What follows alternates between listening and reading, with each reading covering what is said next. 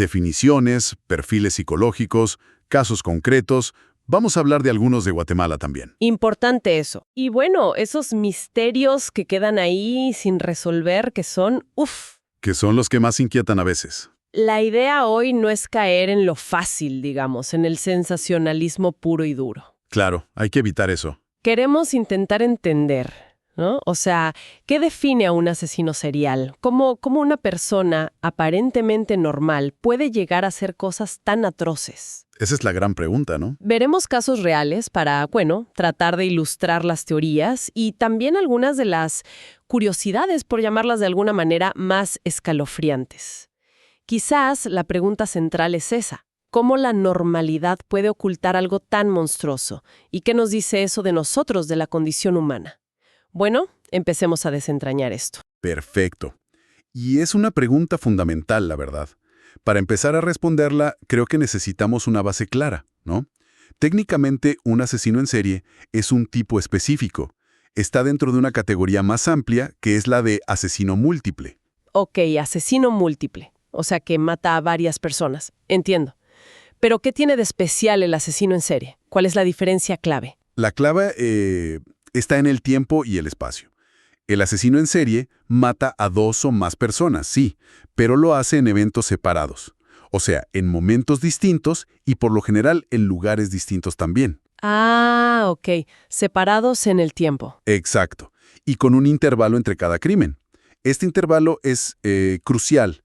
Se le llama periodo de enfriamiento. El periodo de enfriamiento. ¿Qué significa eso exactamente? Me suena a que es parte de lo que los hace tan difíciles de atrapar, ¿no? Precisamente. Justo eso. Durante este periodo, que ojo, puede durar días, semanas, meses, incluso años. ¡Años! ¡Wow! Sí. Durante ese tiempo, el individuo muchas veces vuelve a una vida, pues, aparentemente normal. Va a trabajar, sale con amigos, tiene familia, pareja. Una doble vida, entonces. Exacto. Esa capacidad de llevar una doble vida, de ponerse lo que algunos llaman una máscara de normalidad, es lo que complica enormemente conectar los crímenes y, por supuesto, identificar al responsable. Claro. Es muy distinto, por ejemplo, al asesino en masa. Ese comete todos los asesinatos en un solo lugar y momento. Piensa en un tiroteo en una escuela, lamentablemente. Sí, entiendo la diferencia. O también distinto al asesino frenético que en inglés llaman spree killer. Este mata en varios lugares, pero en un periodo de tiempo muy corto. Sin ese enfriamiento, sin volver a la normalidad entre un acto y otro. Es como una explosión de violencia continua. Entendido. Y esa capacidad de simular normalidad, es quizá de lo más inquietante, ¿no? Hay otros rasgos comunes que mencionen las fuentes, más allá de esto del tiempo y el espacio. Sí, claro. Aunque, a ver, cada caso es un mundo, ¿eh? Pero sí emergen patrones. Suele haber una crueldad marcada, a veces sadismo, en los actos. Generalmente, no hay una relación personal previa entre el asesino y la víctima. La elección suele ser más bien simbólica u oportunista. Ajá. Y un patrón que se repite muchísimo es la selección de víctimas que se consideran vulnerables, o que al menos representan un menor riesgo de que su desaparición genere una investigación inmediata. ¿Como quiénes, por ejemplo? Pues, trabajadoras sexuales, personas sin hogar, gente que hace autostop, a veces niños, fugitivos. Robert Hansen, el caso de Alaska, por ejemplo, él literalmente cazaba prostitutas y bailarinas exóticas. ¡Qué horror! Y lo hacía, en parte, porque sabía que en esa zona, en esa época, la desaparición de esas mujeres podía pasar más desapercibida, lamentablemente. Terrible. Y mencionaste algo de trofeos. Ah, sí. Otro rasgo distintivo es esa tendencia a guardar trofeos. ¿Trofeos? ¿Te refieres a objetos de las víctimas? Eso es. ¿Con qué fin? ¿Es para recordar, para mantener el poder sobre ellas o algo así? Pues las teorías psicológicas apuntan justo a eso. Puede ser para revivir la fantasía, la emoción del crimen, ¿sabes? Una forma de prolongar esa sensación de dominio, de control que sintieron. También puede ser como una prueba de su hazaña, entre comillas. Es un elemento que se ve mucho en los perfiles. Pueden ser objetos personales, ropa, joyas, o en casos ya muy extremos, partes del cuerpo. ¡Qué escalofriante! Y bueno, todo esto nos lleva inevitablemente a preguntar por el origen, ¿no? ¿Cómo se llega a ese punto? Las fuentes hablan mucho de trauma infantil. Pero a ver, es tan directo como si tuviste trauma te conviertes en asesino, porque suena muy simplista, ¿no?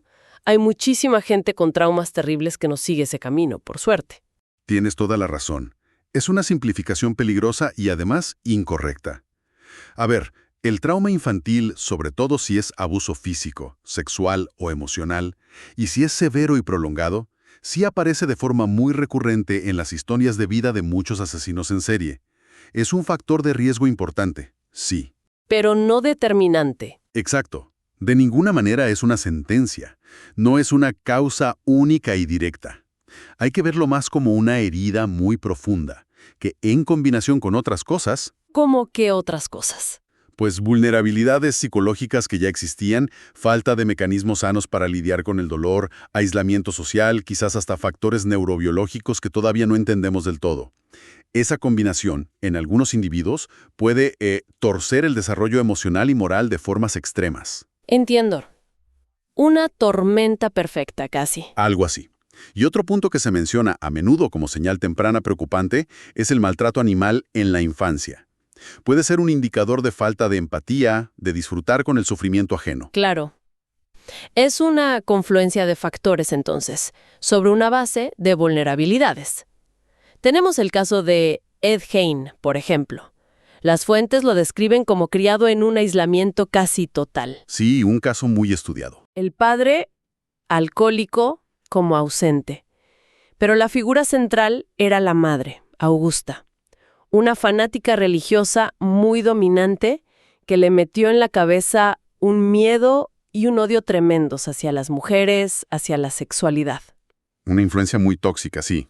Y un punto clave que sugieren algunas fuentes no es solo el abuso emocional, sino cómo ese aislamiento extremo, sumado a esa única fuente de autoridad moral tan distorsionada, la madre, creó como un vacío.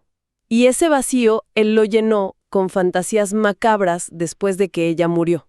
Ajá, la muerte de la madre parece ser el detonante.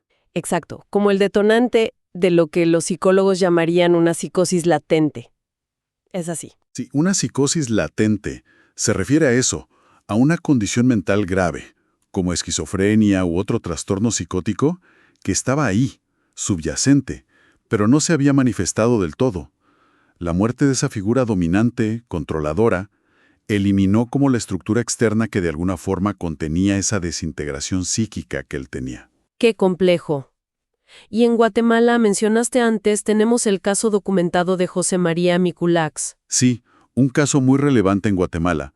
Su contexto era de pobreza extrema, padrastro alcohólico, muy violento. Y hay fuertes indicios de que Miculax fue víctima de abuso sexual continuado por parte de él. Terrible. Huyó de casa muy joven, vivió en la calle, pasó por correccionales. Un entorno que probablemente endureció mucho su desconexión emocional. Fomentó una visión del mundo basada en la violencia, en la supervivencia a cualquier costo. En el caso de Miculax, se habla de la posibilidad de una repetición compulsiva. ¿Podrías explicar un poquito qué significa eso en este contexto? Claro. La teoría de la repetición compulsiva, viéndolo desde una perspectiva más psicoanalítica, sugiere que la mente, de forma inconsciente y muchas veces destructiva, intenta dominar un trauma pasado recreando elementos de esa experiencia. ¿Cómo? En el caso de alguien que fue víctima de abuso, por ejemplo, podría manifestarse adoptando el rol del agresor. Al abusar o ejercer violencia sobre otros, la persona podría estar intentando, de una forma totalmente patológica, claro, obtener el control y el poder que le quitaron cuando fue víctima. Es un ciclo terrible. La víctima se convierte en victimario. Exacto. Perpetuando la violencia como la única forma que conoce de relacionarse o de procesar su propio dolor. Es una dinámica trágica. Muy trágica. Y aparte del trauma directo, las fuentes también señalan el impacto de, la inseguridad, el rechazo, la humillación. Robert Hansen, el de Alaska, por ejemplo, Ajá. sufrió mucho acoso por ser bajito, tartamudo, tener acné severo. Fue rechazado muchas veces por mujeres y eso parece que alimentó un resentimiento muy profundo, un deseo de venganza dirigido específicamente contra mujeres que él veía como disponibles o vulnerables, como las prostitutas. Sí, el rechazo social, la humillación crónica. pueden ser otro combustible para esa rabia acumulada. En algunos casos, esa rabia se generaliza y se proyecta sobre un grupo específico que, para ellos, simboliza la fuente de su dolor o humillación. Claro. Tenemos otro ejemplo guatemalteco en Nahum Levi Torres Márquez, que fue condenado en México. Él declaró explícitamente un odio hacia las trabajadoras sexuales. Aparentemente, esto venía de un agravio familiar. Él creía que la novia de su padre, que era prostituta, les había robado su patrimonio. Una motivación muy específica, pero que muestra eso, ¿no? Cómo una herida personal puede retorcerse hasta justificar la violencia contra todo un grupo. Exactamente. Y es crucial insistir en esto. Hablamos de una combinación tóxica de factores. Predisposición, trauma, ambiente, experiencias de vida. No hay una receta única para crear un monstruo, por decirlo así. Fascinante y muy complejo, sí.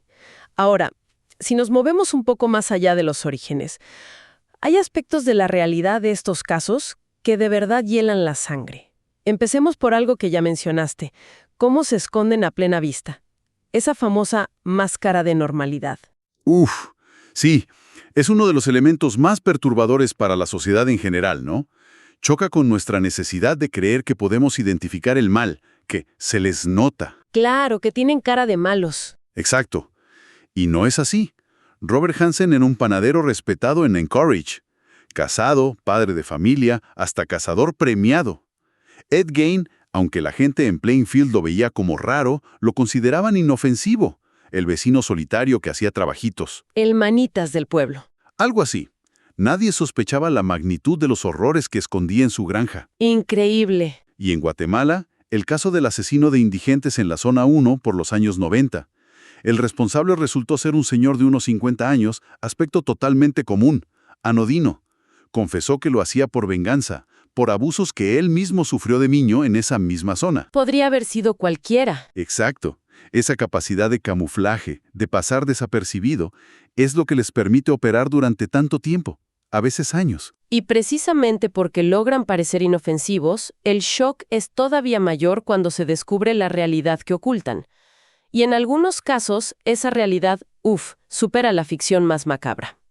El caso de Gein es paradigmático en eso, en la crueldad extrema, en la profanación del cuerpo humano. Sí, totalmente. La descripción de lo que encontraron en su casa es difícil hasta de procesar. Objetos hechos con partes humanas. No quiero ni enumerar todo el horror, pero ¿qué nos dice esa colección sobre su estado mental? Lo de Gein es un caso extremo de desintegración de la personalidad. Se borró la frontera entre la realidad y su fantasía psicótica. Su colección no eran solo trofeos en el sentido habitual. Era un intento grotesco de construir un mundo nuevo, quizás de recrear a su madre o de rodearse de figuras femeninas que estuvieran bajo su control absoluto, hechas con fragmentos de cuerpos reales. ¡Qué espanto! Refleja una deshumanización total de las víctimas. No las veía como personas, sino como materia prima para sus delirios. Es tan extremo que resulta casi irreal. Y precisamente esa cualidad, esa irrealidad, ha tenido un impacto innegable en la cultura popular. En el cine de terror. Sí, es inevitable mencionar cómo Gein inspiró a personajes súper icónicos del terror. Norman Bates, de Psicosis. Ajá. Leatherface, de La Matanza de Texas. Buffalo Bill, del Silencio de los Corderos. Efectivamente. Y no es el único caso, ¿eh? Se cree que el llamado monstruo de Florencia, que aterrorizó la Toscana durante años, influyó en la creación de Hannibal Lecter. Ah, ¿sí? No lo sabía. Sí. O Danny Rolling, el destripador de Gainesville, en Florida. Su historia inspiró directamente la película Scream. ¡Wow! Esto nos lleva a una pregunta interesante sobre nuestra propia fascinación cultural, ¿no? ¿Por qué nos atraen tanto estas historias, estas figuras que son la encarnación del horror real? ¿Es una forma de enfrentar nuestros miedos en un entorno seguro? ¿Una curiosidad por la psicología extrema? ¿O hay algo más profundo ahí? Es una pregunta que da para mucho debate, sí. Quizás una mezcla de todo eso. Puede ser. Otro aspecto perturbador que revelan las fuentes son las entrevistas. Las que se hacen a estos individuos una vez que los capturan. Y emergen patrones escalofriantes. Uno es la falta de remordimiento, casi generalizada. Sí, es muy común. Gary Ray Bowles, por ejemplo, hablaba con una indiferencia que helaba la sangre sobre las vidas que había quitado. Lawrence Whitaker llegó a sonreír en el tribunal mientras se escuchaba una grabación de la tortura que le hizo a una de sus víctimas.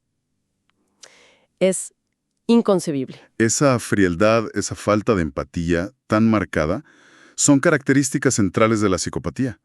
Un trastorno de personalidad que frecuentemente se asocia, aunque no siempre, ojo, a los asesinos en serie. Pero no todos son psicópatas diagnosticados. La realidad siempre es más compleja. Claro. Y luego están los que intentan mantener la fachada incluso después de ser descubiertos. John Wayne Gacy, el payaso asesino. Un caso muy mediático. Intentaba proyectar una imagen de ciudadano modelo, de padre cariñoso, diciendo que era víctima de un error judicial. Otros, como Edmund Kemper o Jeffrey Dahmer, describían actos horrendos con una calma, un detalle desconcertante, casi como si estuvieran dando una clase. Ajá, esa calma es muy perturbadora. También se ven reacciones extrañas, las risas inapropiadas de Otis Toole durante sus confesiones, o los intentos de última hora de manipular, de presentarse como víctimas ellos mismos, como hicieron Aileen Wuornos o Ted Bundy cuando ya se acercaba a su ejecución. Es cierto. Esas entrevistas pueden ofrecer una ventana a mentes muy perturbadas, sin duda. Pero siempre hay que analizarlas con mucha cautela. Estos individuos a menudo son manipuladores expertos. Claro, no hay que creerles todo. Exacto. Pueden mentir, exagerar, omitir cosas, incluso confesar crímenes que no cometieron solo para ganar notoriedad o para intentar negociar algo. Esa desconexión emocional es real en muchos casos, sí, pero la forma en que la presentan puede ser también una actuación muy calculada. Entiendo. Y quizá lo más inquietante de todo, lo que más miedo da, son los fantasmas sin rostro. Los casos que siguen sin resolverse. Asesinos que actuaron, sembraron el terror y simplemente desaparecieron. O nunca los identificaron. Esos son los que de verdad alimentan las pesadillas colectivas, ¿no? Absolutamente. Son la encarnación de la impunidad, de la incertidumbre. El asesino del Zodíaco, en California a finales de los 60, es el arquetipo de esto. El Zodíaco, sí, un clásico del misterio. Se burlaba de la policía, de la prensa, mandaba cartas, criptogramas. Uno de ellos contenía esa frase famosa y escalofriante. Me gusta matar gente porque es mucho más divertido que matar animales salvajes en el bosque. ¡Qué horror de frase! Y a pesar de miles de sospechosos a lo largo de décadas, su identidad sigue siendo un misterio total. Un verdadero fantasma en el sistema. Y hay casos más recientes. El asesino en serie de Long Island.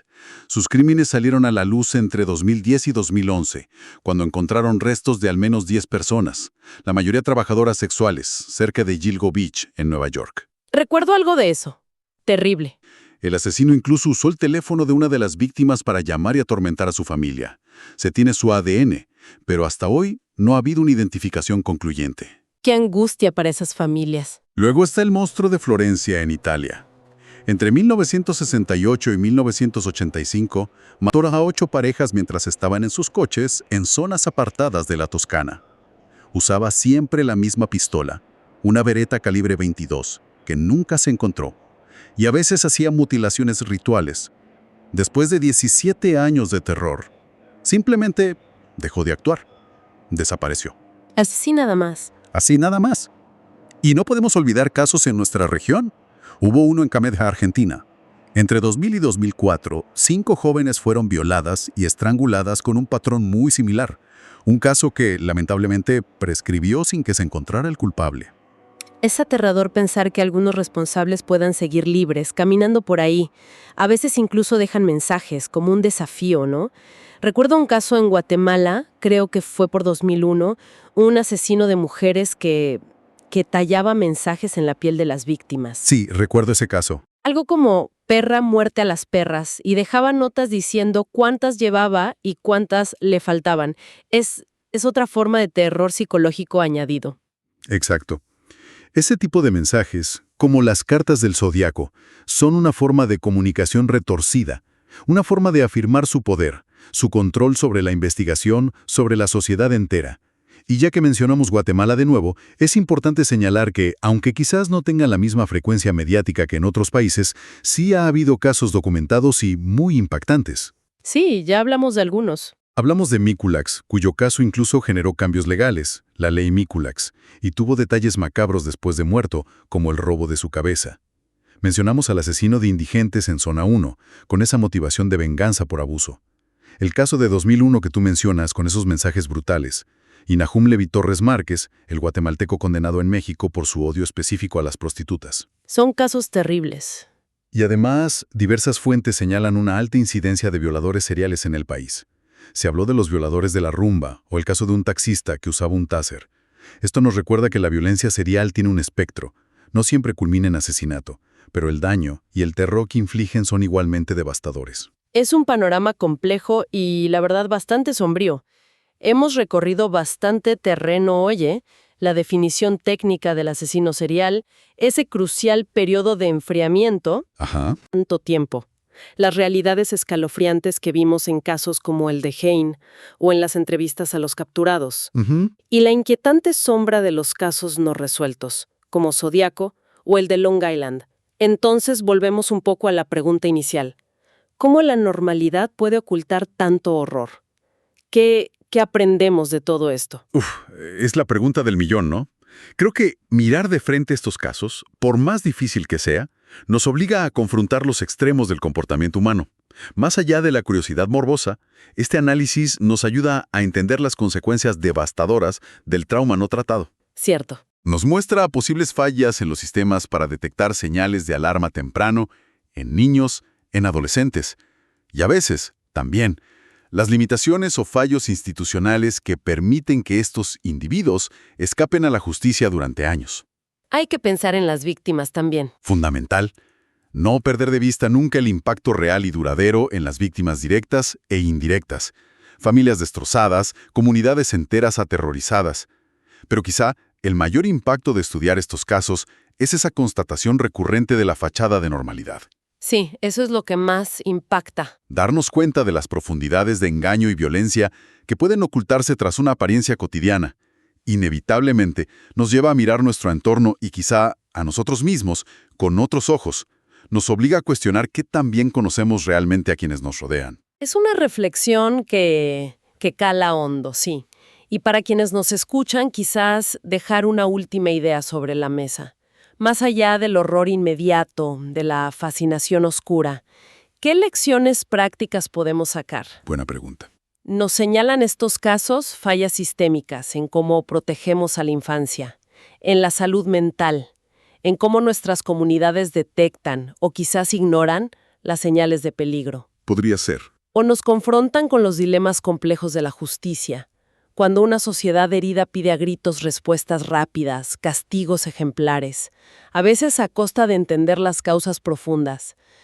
Nos deja pensando. Sí, nos deja pensando mucho. ¿Qué falló en la red de seguridad social o familiar para que estas trayectorias se desarrollaran así?